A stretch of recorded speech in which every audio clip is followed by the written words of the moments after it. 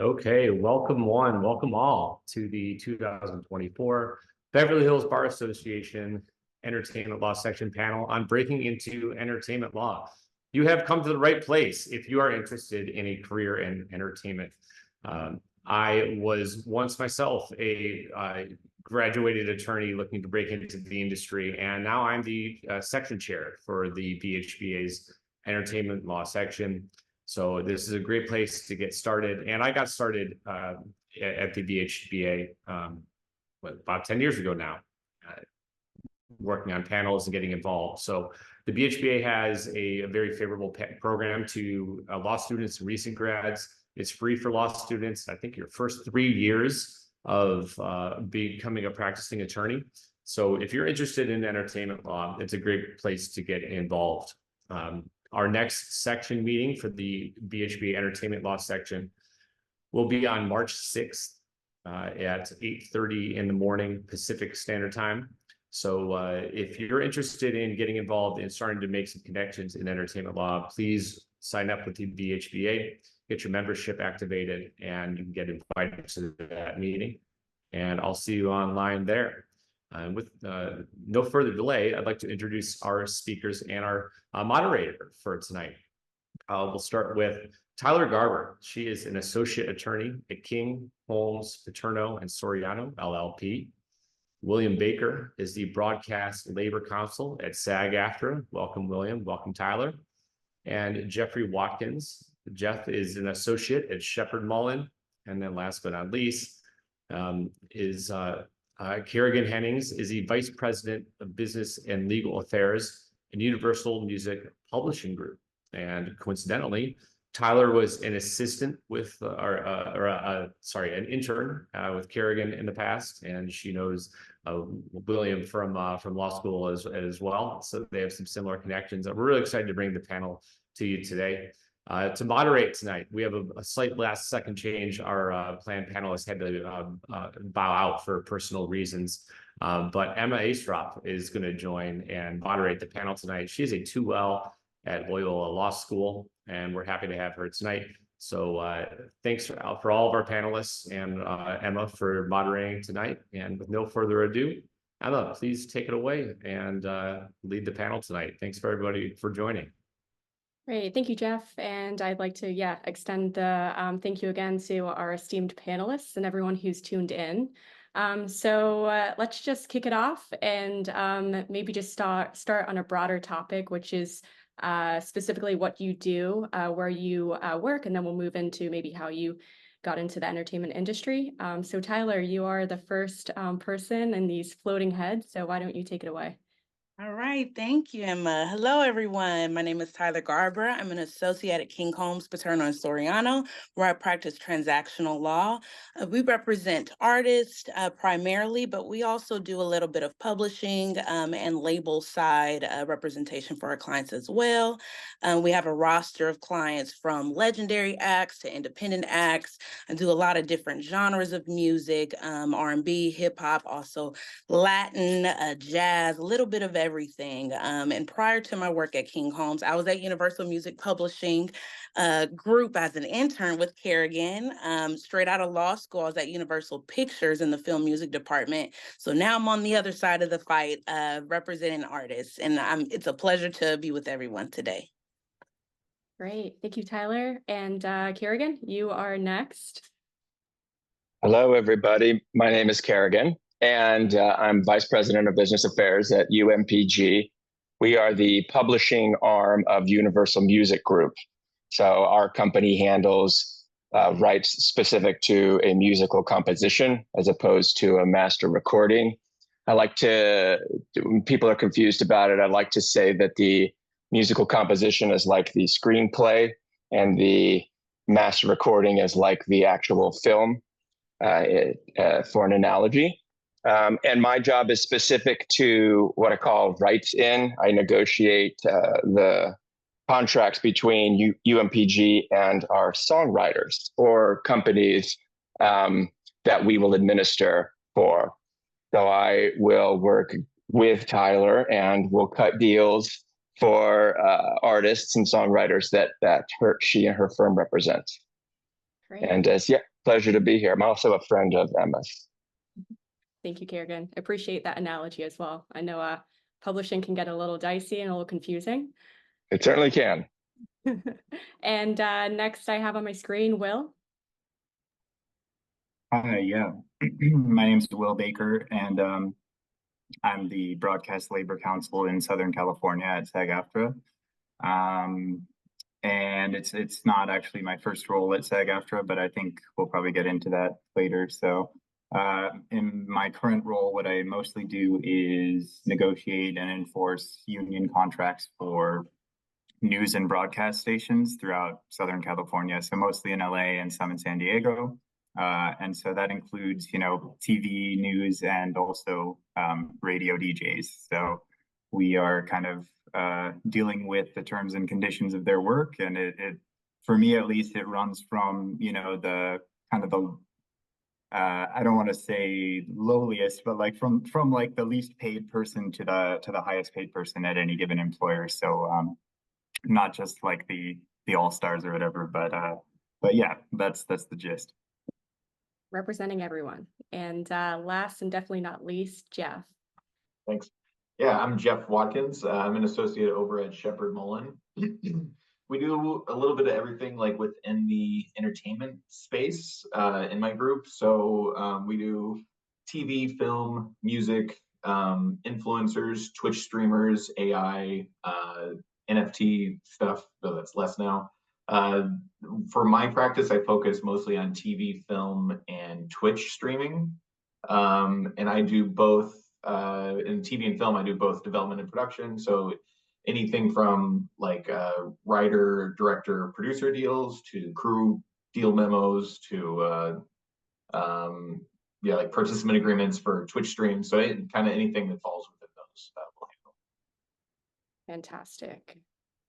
All right, so kind of jumping into the overall topic of this panel this evening, Jeff, do you want to just provide a little background as to maybe how you ended up where you are today? Yeah, so I got my start in undergrad. I was looking to go into the music industry, so I went to USC's music industry program for my bachelor's. I did a bunch of internships while I was there, and I think each progressively I got more interested in law. So by the end, I think I was working for some lawyers over at Lifetime. And that was the first, I mostly did music. That was the first TV thing that I did. So I got interested that way. Went to USC Law, and then same thing. So I did I did some internships there. So I actually interned at Universal Music Publishing my first summer, and then interned at Shepherd Mullen, and then interned over at Miramax. But at the same time, I got into, there was a group called the now it's called International Refugee Assistance Project. I was doing immigration work. So straight out of law school, I ended up through that, met some immigration attorneys doing asylum work, which seemed pretty unrelated. But then, so it was fun to do that for a year. But then after that, while I was there, I was just sort of applying like anywhere and everywhere, did a number of interviews, most didn't work. And then I think it was my last month of my fellowship doing immigration law that I got a job at Viacom within their production risk team, which is like looking at background checks and psych evaluations for reality show people. Did that for 4 months, and because that was a temp gig, and then got like a full counsel level business affairs job at Viacom after that. Great, thank you. And I'm sure we'll dive into just the area of internships later on as well. Okay, cool. And we'll pass it back to you. How did you end up where you are today? Yeah, so I'm originally from Sioux Falls, South Dakota, middle of the US. I went to undergrad at Berklee College of Music in Boston, to be clear, not UC Berkeley. But I was pursuing a career in music performance. I was young and perhaps naive at the time, but obviously that influenced where I ended up today. And yeah, I was teaching music for a few years before I went back to law school at age 26. I was ready for a change, and I wanted to work perhaps more directly in the industry. And I was kind of focused on music at the time, right? I kind of thought I would go into music law, right? As it turns out, you know, most of music law has a lot of overlap with general entertainment law subjects in terms of the actual classes you want to take in law school. So being in LA, I came to law school at Southwestern Law School here in LA, and you know, that was opened doors to a lot of film and TV opportunities. And so one of my internships was at a firm, Rosen Law Group, actually. I think I might as well say it, but they cover a lot of entertainment stuff in the film industry, and that was a really good one. But then I graduated law school in 2020, which was a really rough time to graduate law school. So I had been working at Rosen in spring of 2020, and then the pandemic hit. And you know, we had been talking about maybe me working there, but then, you know, it was like kind of out of the question once the pandemic hit, which is like absolutely, you know, understandable. So I just focused on, you know, passing the bar, and then I applied far and wide after I took the bar, and I accepted a job at a firm that was outside of entertainment, so working in sort of business transactions for a while. And then in 2022, I got an offer at SAG-AFTRA for not even a lawyer position, actually, but a business representative position in the entertainment contracts division, and I decided to go for it. So that seemed like a foot in the door for me, and I took it, and I'm glad that I did, because then in August of last year, I got promoted to my current position. So now I'm officially a counsel position at SAG-AFTRA, and no regrets about that. But yeah, I kind of started in music, and then I went into film, and now I'm in broadcast. So I've done a lot of different media at this point. You have a lot of experience, and congratulations on your new position. Thank you. So Kerrigan, you are next. I personally know a little bit of your background, but if you could just share with the rest of the group.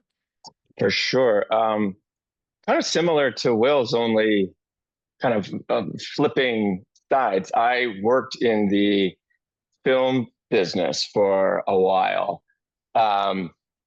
before I went to law school, and enjoyed it. Kind of did, you know, I wanted to be, I wasn't really sure what I wanted to be in the film business, but I wanted to be in the film business. So I was, you know, everything from an agent's assistant to, you know, director's assistant to working for, you know, independent production companies, and kind of just ran into brick walls every time. It's very hard for an independent producer to get financing, as I'm sure many of you know. And, you know, we would get very close and then nothing, and get very close and nothing. My last job, I was working for a producer named Peggy Reisky, who's probably most famous for founding the Trevor Project, but she was also John Sayles' producer for a while, and Jodie Foster's ran Jodie Foster's company. She had her own company, and it was just kind of me and her.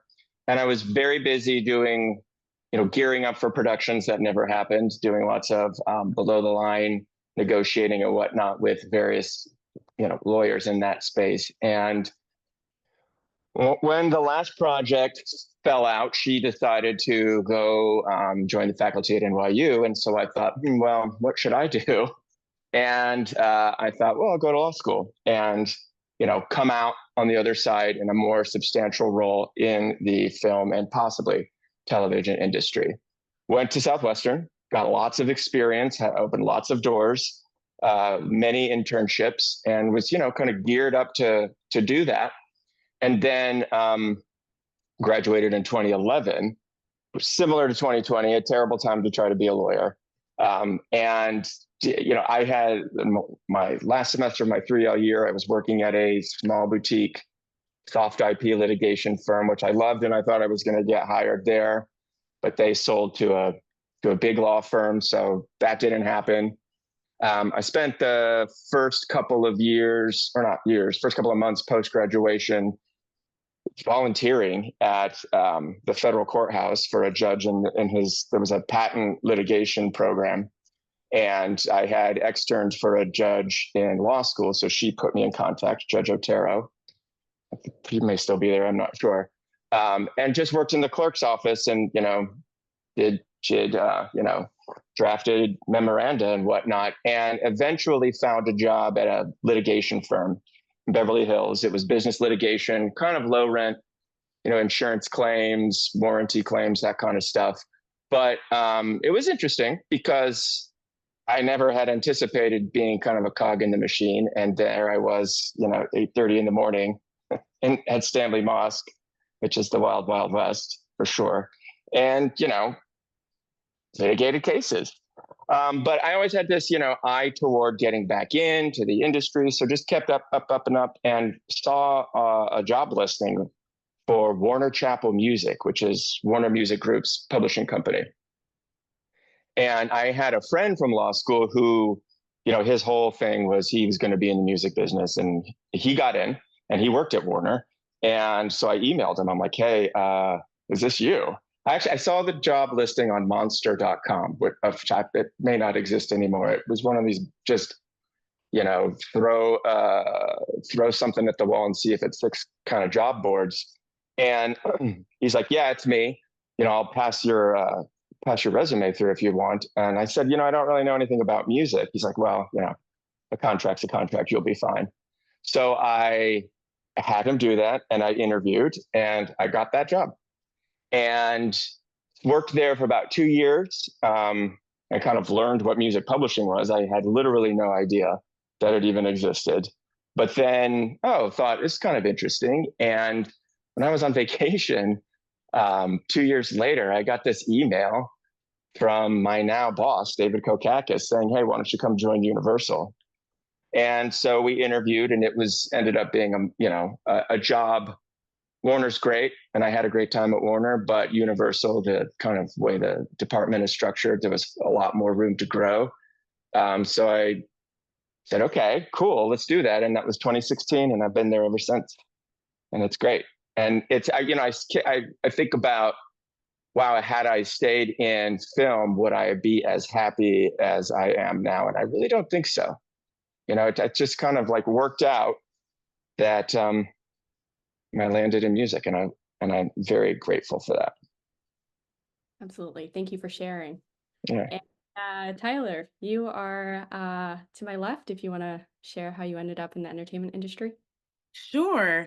Being an attorney is actually my second career. Before I was an attorney, I was a math teacher. I taught middle school math and high school geometry for a while in Philadelphia. I went to school in Philadelphia at Bryn Mawr College for undergrad, and I was a sociology major, did math minors, and I always loved the law. I have an uncle who did personal injury, and he does, representation of small businesses and, disability issues and things like that. So I always had, some familiarity with the law, but I wasn't sure exactly what I wanted to do with it, but I just knew I loved it. I just wanted to be around it. So I kept that in the back of my head as being a teacher. And I love teaching. I love my students. And there are a lot of transferable skills that go along with what I do now, managing personalities, being able to talk to, different types of people, and being able to communicate things in a very simplified way. And I'll speak to that more as we, discuss what are some things that you can do to break into entertainment law, which I would highlight as transferable skills. But I was a teacher, and I'm from LA. So being from home, away from home so long in Philadelphia, I decided to just come back home, move home, and, follow my first passion, go back into law. All of my family is here. So I decided to come back home. I went to Southwestern Law School, like the other two panelists, Kerrigan and William. I did the 2-year accelerated degree program called Scale. And I knew because it was accelerated and I was a second career, person or law student, that I needed to hit the ground running and network. So, while I was doing this kind of like quarter system of a law school program, I would always go to the LACBA and Beverly Hills lunches. And I was just meeting people, not with the intention to actually need something, but just for, getting your Rolodex up and getting my face out there, So I did that. And I also networked across, which is something that I want to point out to today, the importance of networking across. And so I knew a lot of different people who were also in law school, not just at my law school. And luckily, even though one of my friends in law school didn't continue on with the program, I still kept that relationship, and she helped me get my first job out of law school. So before I even graduated and took the bar, I had a job at Universal Pictures in the film music department because she was an assistant, and she heard about the job and kind of helped me get through with that. So I was at Universal Pictures in the film music department, and then the pandemic hit. I graduated, let's go back. I graduated in 2019. So I was at Universal for a year. The pandemic hit. I, still was working from home for a couple of months, and then we had some layoffs, one of which was me.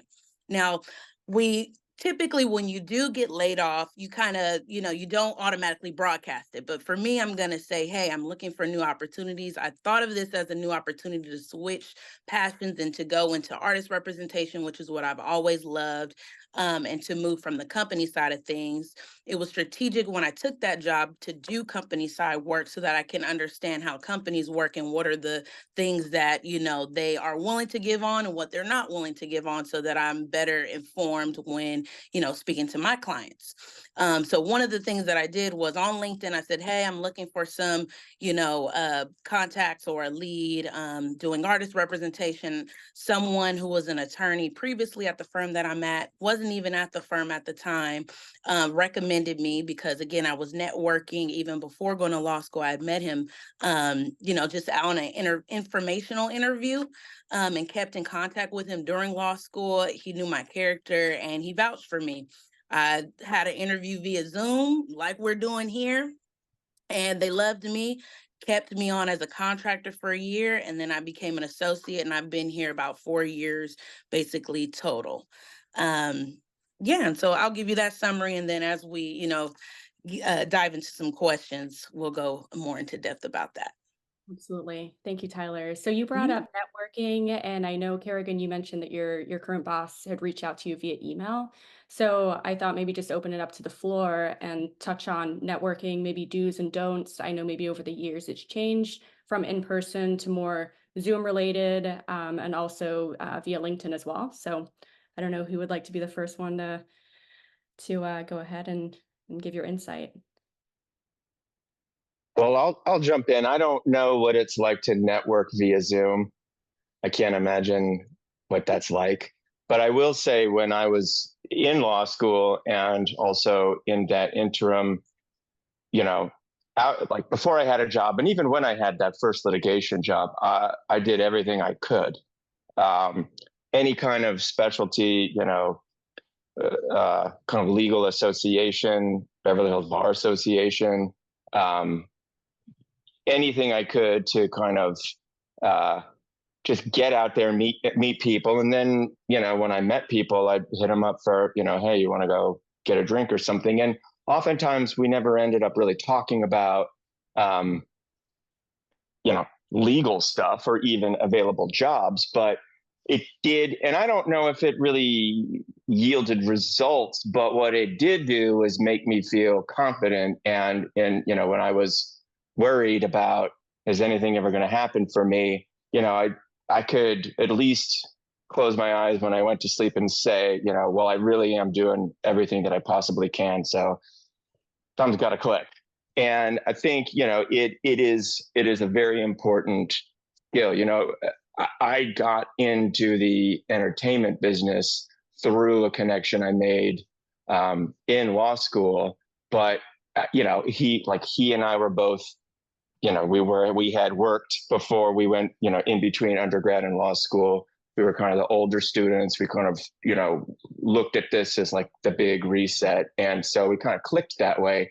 And I think, that is a similar networking experience, or a similar experience to networking, because, it was the connection that we had from school. And it was the fact that he kind of knew who I was and could vouch for me and was willing to walk my resume up and tell that, HR and the hiring people in Warner, like, no, I know this person is quality. You should definitely at least interview this person. Great, thank you. And Tyler, I know you mentioned that you were going to touch on it again. I don't know if you have any other. Yeah, I do. I have a few gems. I think I would piggyback off of Kerrigan and say the importance of networking across. I think a lot of times when people hear networking, they think of the people that are already in places that they want to be, or, you know, in companies and spaces.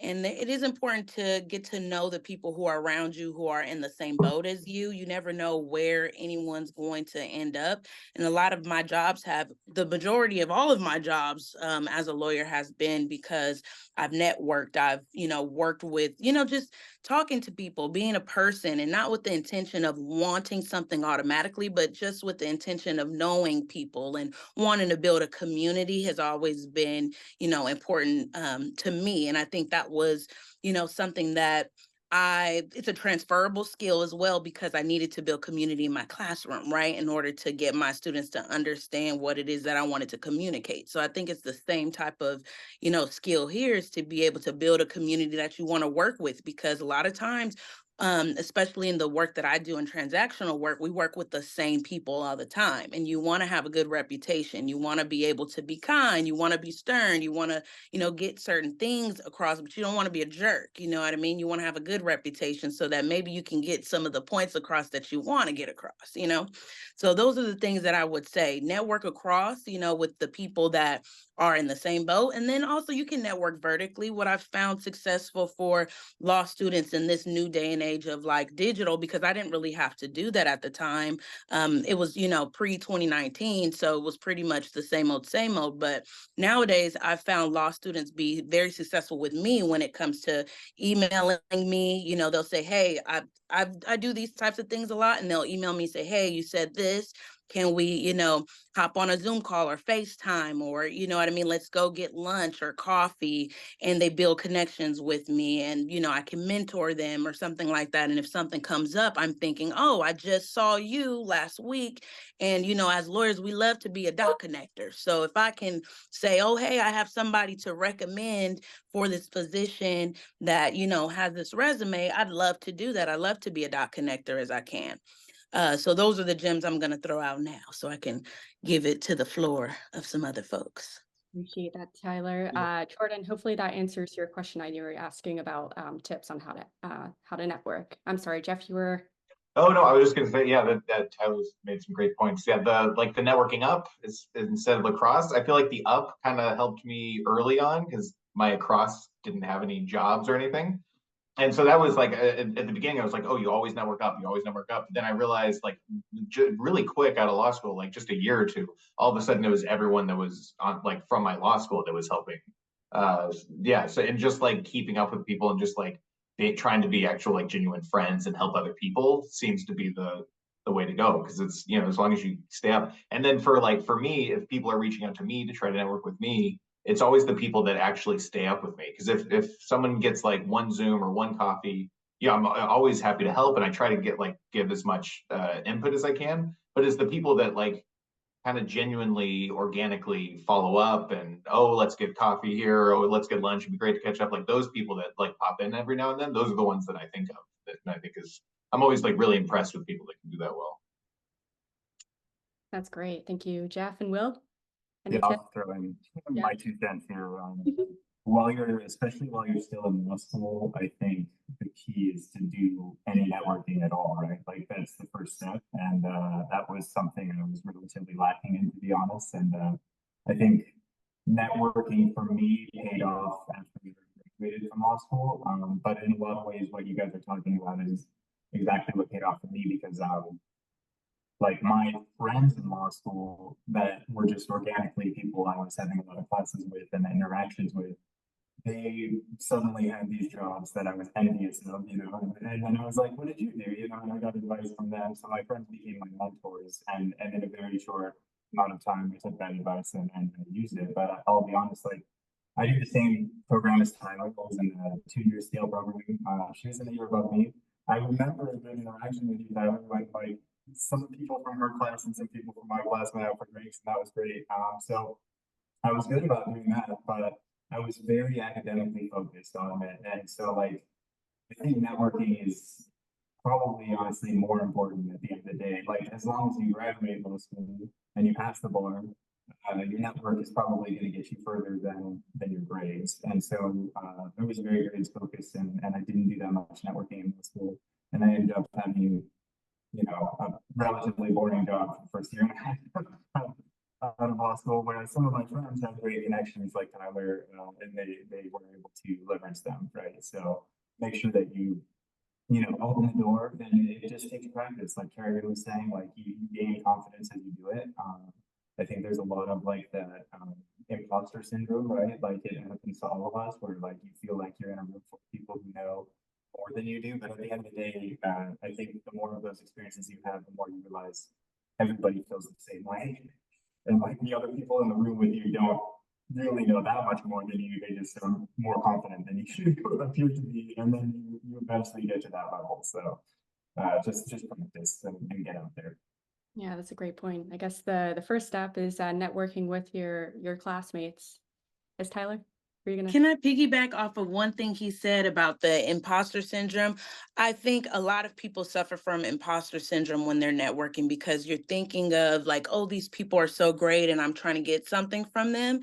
And I like to always tell people, think about it more so as a symbiotic relationship. You know what I mean? Think about it as, I love having a Rolodex of new, fresh people that are coming in, and I've already known them before they've gotten to where they are.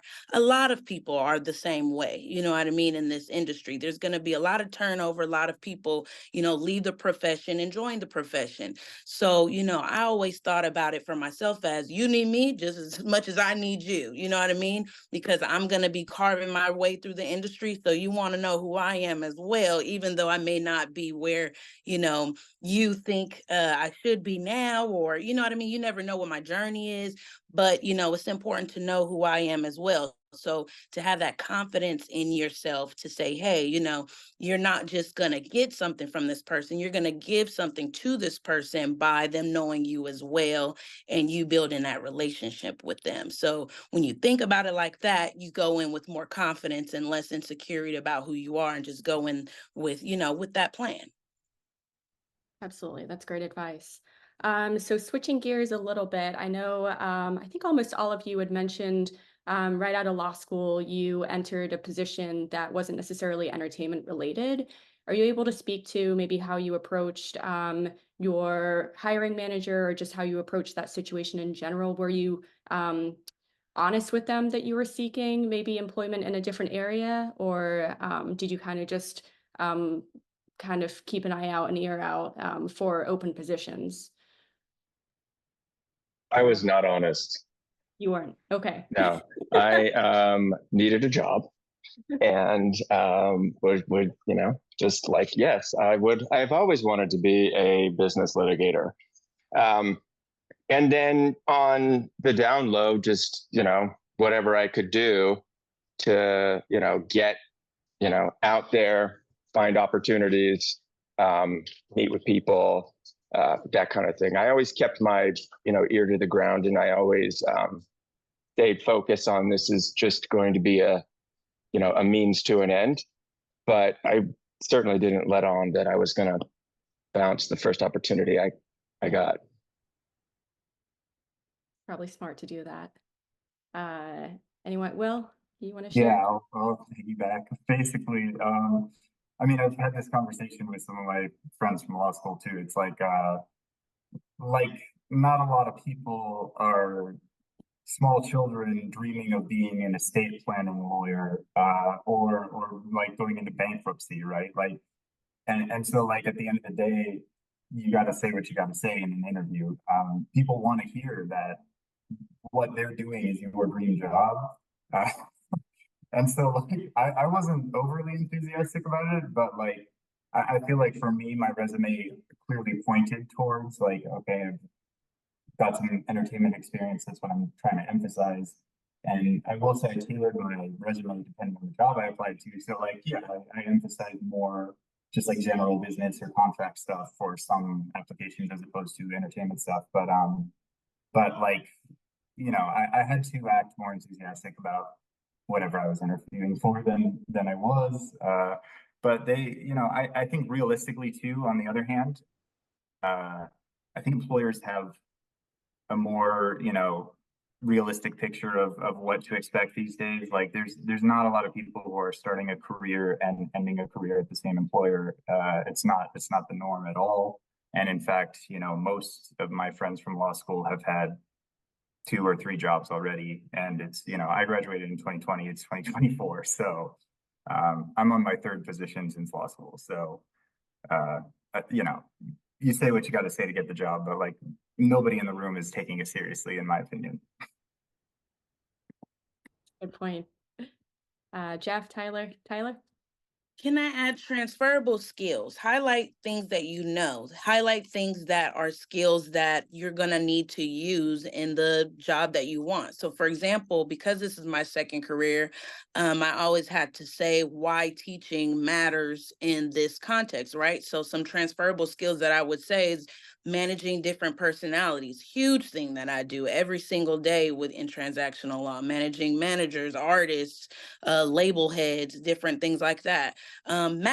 Math, people, that goes over people's heads. I know math. So I say, being able to understand royalty calculations and things of that nature. So, your job that you may be doing or things that, may not seem on a surface level to be entertainment, you might want to just look at the transferable skills. I think Kerrigan mentioned this when he first was speaking about himself, but knowing contract law, didn't mean that he knew music contracts specifically, because there are some particular things there, but he knew a basic format of a contract and what is necessary. You need termination provisions, you need payments, services, things of that nature. So think of the transferable skills that you may already possess, and try to see how they relate to whatever job that you want to ultimately get. Absolutely. That's a fantastic point. Jeff? Yeah, for me, I was upfront, but I had a different situation. So it was because I was doing a fellowship with people I had already been working with as a volunteer during law school. And it was a fellowship that was funded by not the firm that I was working with. I was over at LAFLA.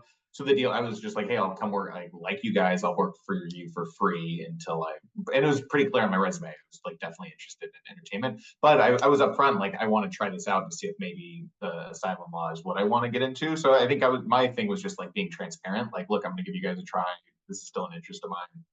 And then as far as the transferable skills, yeah, I kind of thought it was like a wasted year going into it as far as like transferable skills, but it was something I wanted to like see if I wanted to do. But like even that ended up having transferable skills. So like as a production attorney, part of our job is having to handle all the visas and all the immigration matters for people that are flying out to different productions all over the world. So I tend to be able to navigate that pretty well because of the background. And then actually like my first job doing the production risk, which was background checks and immigration, they liked me because I had restraining orders, immigration, and entertainment like all on my resume. And without that, I don't know if I would have gotten the first thing. So I think my advice is, yeah, always think about transferable skills. There probably is something in everything. And if you're excited about it, give it a try. Don't stay away from something that you actually are interested in just because you don't think it's going to make your like ultimate goal. That's great advice. And then just speaking on transferable skills and maybe specific classes that a lot of students may be taking in school, did you find that those classes that you took actually kind of set you up for the position that you're in now? Or do you feel like you learned a lot of the knowledge that you currently have just kind of working through different positions? I'll jump in.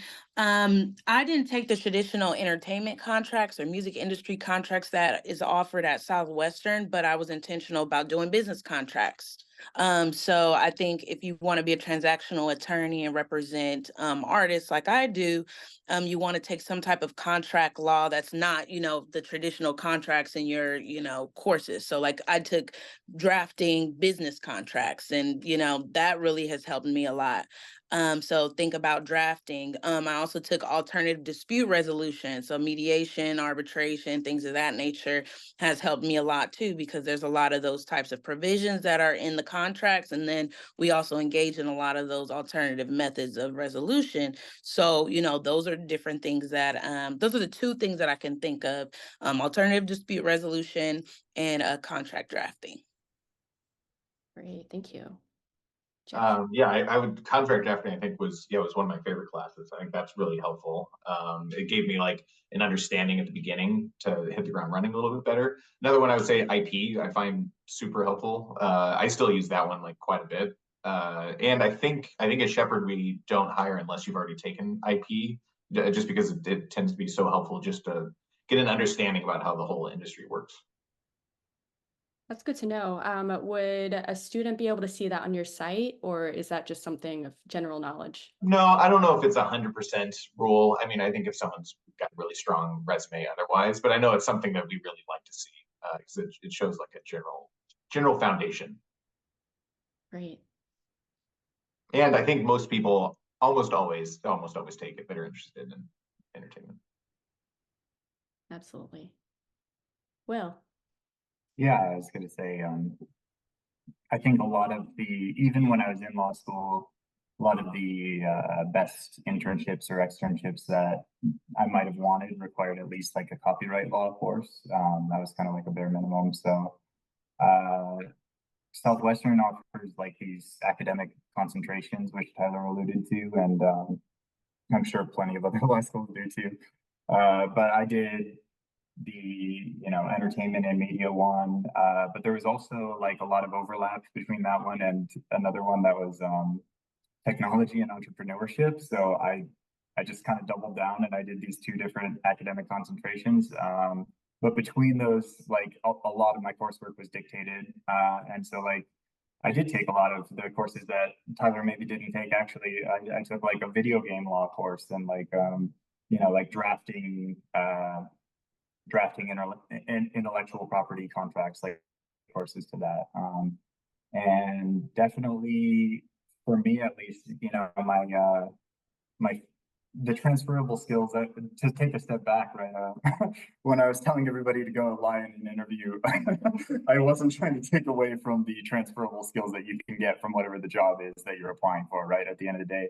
And so like I was emphasizing those just general drafting skills and stuff when I was applying for these non-entertainment jobs. But then I was still able to, when I was then applying to other entertainment jobs, I was able to point back at my academic background and be like, I have, these lawyering skills that I've gained the past year and a half or whatever from doing business law, but I also at least have the foundation from my academics of knowing about these industries and stuff like that. So definitely, I think it's worth it to take classes that are targeted towards whatever job you want to have, but the transferable skill thing is absolutely equally valid. The one class, jumping back to something I didn't really want to take, was like I took a trial advocacy course, which was like just a scheduling thing. It was like the only one I could take basically that term. And I was like, whatever, I'll do it. But now I actually so like some of the skills I learned in that course, which I never thought I would use in my career, I'm now relying on, and I'm really glad that I took it. So you gain little nuggets of knowledge from every course you take, I think. Right. I think the phrase of the evening is transferable skills. Kerrigan, do you have anything to add? I do. Yes. I echo what everybody has said so far. If you want to work in entertainment, I think copyright is, it's necessary, it's foundational. And then any other IP stuff you can take as well. I took, trademark and some other stuff, but I also loaded up on kind of like what Will is saying, trial pretrial motions, California civil procedure, because, in my mind, the great thing about being a lawyer is it is what you might say is self-executing. If you can find someone who wants to sue someone and pay you, you have a job. And I think if you get into like practice, like litigation practice, there are a bunch of, practice guides that'll tell you kind of how to navigate the courts, but that's, you don't have to necessarily rely on somebody to empower you. So if you can, I know that a friend of mine, Scott Felcher, is a Titan music lawyer, and now he's, just a transactional, talent lawyer, but he started as a litigator, and he started as a criminal defense litigator, and got some music clients, and just little by little worked his way into a music litigation practice, and then transferred to a transactional talent representation practice. And so I think to really, you're already taking the loans, you're already committing the time, you might as well get a well-rounded education and learn how to use your degree in the most efficient way possible. And that certainly was my experience. Like I kind of like what Will was saying, I had this focus on entertainment law at Southwestern, but I'm really glad I took all these other, non-entertainment classes, because those are the ones that served me in my first couple of years as an attorney. Yeah, that's great advice. Just not having tunnel vision and getting the best that you can out of your law school experience. So I know we're at 7:46, so I'll try to incorporate a lot of the questions that are coming in my next question. So I don't know if any of you have had the experience of hiring maybe a graduate, or just, I guess, hiring in general. Are there any skills that you look for in candidates? And also, I'm going to throw out the GPA question. Is GPA important when you're looking for a candidate, or is that something that is kind of encompassed in maybe the rest of the resume that you're looking at?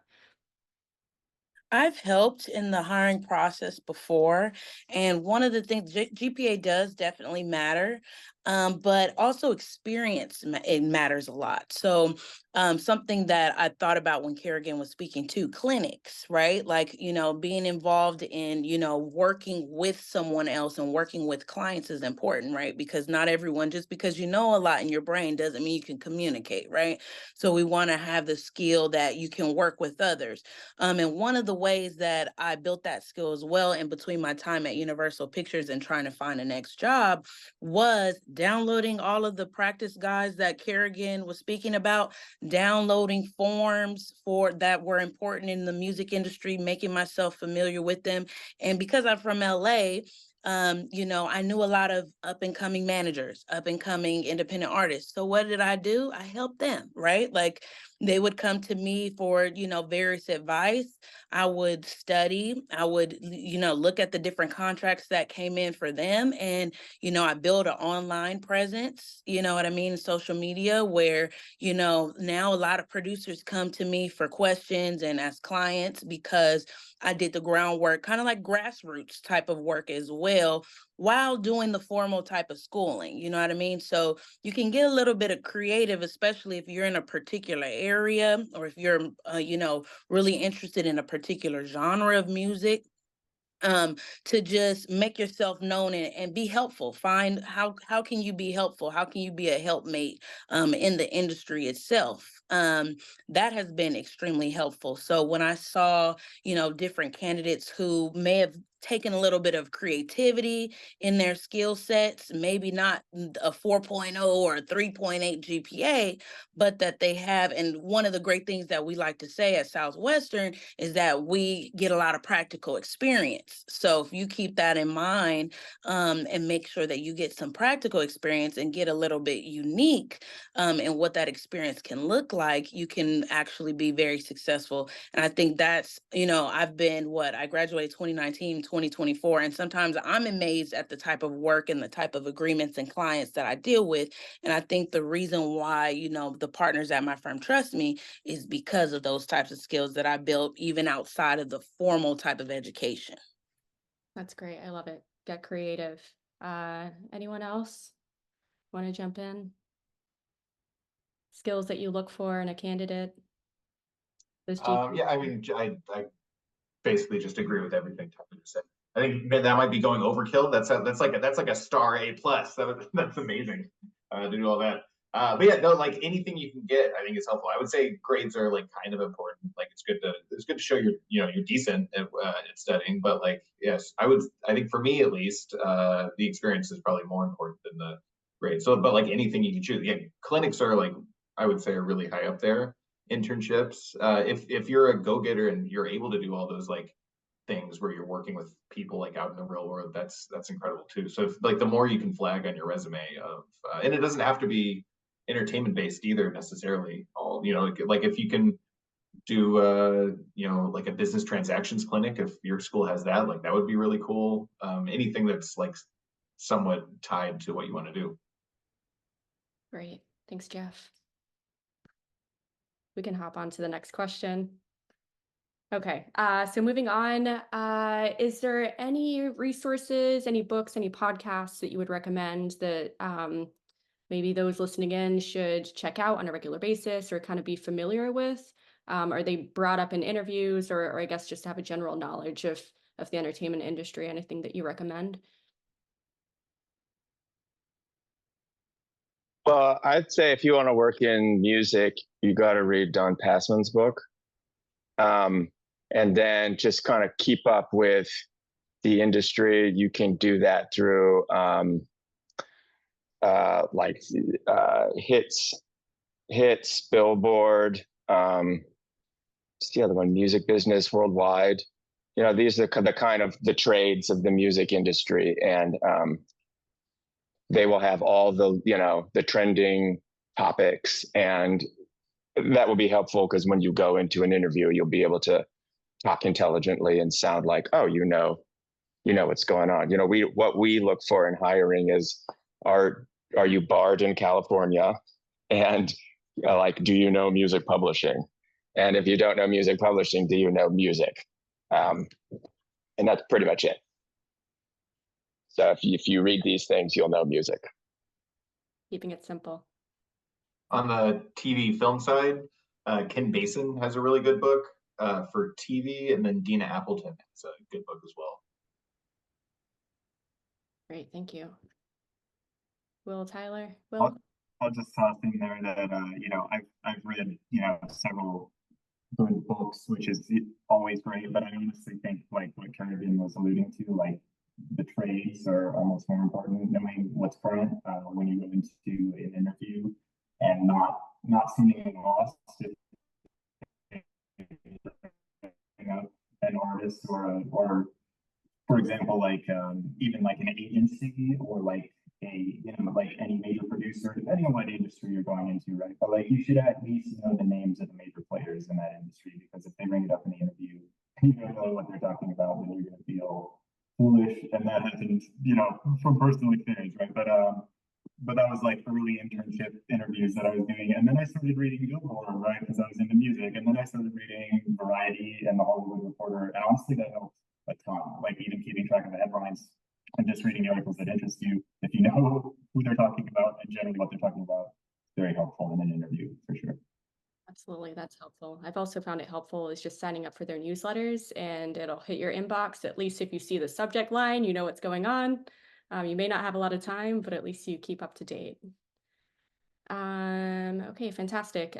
So I just saw in the chat, I don't know if anyone can speak to in-house counsel versus a law firm. I know I get there's a lot of questions just about where to start, whether you want to start at a law firm and move to in-house or vice versa, or if it matters. I mean, I did do that transition from in-house to at a law firm. It can matter depending on what you want to do. A lot of firms like you to have firm experience already before joining a firm a lot of times. But if you can make yourself an asset and kind of say, maybe you have a skill set, for example, like I know my firm likes to hire particular people with in-house experience at labels, and then they'll hire particular people who have in-house experience at publishing companies. And, they're very strategic about that because they want to have an inside knowledge to help advise our clients, right? So I think you can approach it that way in terms of like, okay, how does your career path help your skill set, right? and where you ultimately want to be. And that was my strategy too going in. I started at Universal Pictures, not only because it was a cool job, but I was doing film music. So it was kind of like the trifecta of it all. You know what I mean? Like putting music onto films and TV shows. You know what I mean? And ultimately, I knew I wanted to just focus on music and artist representation, but you need to have a little experience doing everything, because representing artists, you have to do all kinds of stuff, things that you've never touched before, and like even weird stuff that you're like, what is this? And let me go learn, you know what I mean? So I think, also if you're trying to make that transition too, sometimes time also is a big factor, right? How long you are somewhere. And I know, the general sentiment nowadays is that people just job hop a lot. And I do, see the agency in that, but I think sometimes you need to learn a system as well, right? So if I see that you're going so many different places so often, you haven't been able to really get to know the culture and how they do things. If you're only there for a little bit of time, you need to have a little bit of time on you so that you can learn the process, know the people well enough to be able to use and leverage a relationship, right? You can't just knowing someone doesn't mean anything unless you can't leverage that relationship. So that's my gem. If you want to go between either two, just be very strategic about the time you're spending doing either. Oh, that's great advice. It's good to at least be there long enough to be able to get what you're going to get out of the job versus just hopping around. Will, do you want to add anything? Yeah, absolutely. So I think, there's maybe like as a general reputation, it's easier to go from working in a firm to getting an in-house job eventually. But I think in entertainment, it might matter less, at least like, and not even just from my personal experience, but from observing friends and mentors as well. It's a bit more niche where like, if you have the connections and the experience and the know-how, then you can bounce back and forth between in-house and private practice, like between a studio and having your own firm or what have you. So Absolutely. I would say like one really nice thing about going to a firm at the beginning of your career is you're working with like a lot of different clients and on a lot of different types of things. So you can see how like really quickly you can see how a lot of different people do different versions of the same thing. I think which can help with training. But that said, I went in-house first and I enjoyed that route. That's great. Looks like we're coming up close to our time. Is there any maybe last remarks anyone wants to provide? Maybe a few more gems. I don't know who wants to go first. I just want to comment on, I think it was Tyler who said math is a commodity. And that is so true. Because anyone who's good with math and can just bang it out, you are just looked at as like, wow, you're a genius. You could probably save the entire world. So math. And in that kind of vein, tax law, if you know anything about tax law, if you know anything about secure transactions, it's entertainment law. So we're kind of light on that stuff. So that kind of stuff is highly valued and can set you apart. Yeah, I think tax law is needed for everything, is what I'm learning. If you know it, you become an asset to a company. Anyone else? Last remarks? I'll just throw out there. If anybody else does this anyway, if anybody wants to reach out to me, you can feel free to do so, because like I'm always happy to talk to people. There's like a lot of times where you can't really offer an opportunity to somebody, but you could offer some advice. And so if you'd like, my email address is first name, last name, it's SAG@org. So William at SAG@org. Great, thank you, Will. Jeff, is it possible to add that maybe to the chat or send it out afterwards for anyone who's wanting to get in touch with any of our panelists? Thank you. So I just like to take this opportunity to thank everyone on the panel. Hopefully everyone watching and listening was able to take a few gems away. Hopefully you're able to incorporate it in your remaining time at school. And yeah, thank you again for tuning in. It looks like the email addresses are being added to the chat now. thank you everyone for your time. Thank you, Emma, for hosting. You did a great job. Thank you. I Yeah, appreciate thank you. it. Nice to see you all. Thank you, Emma. And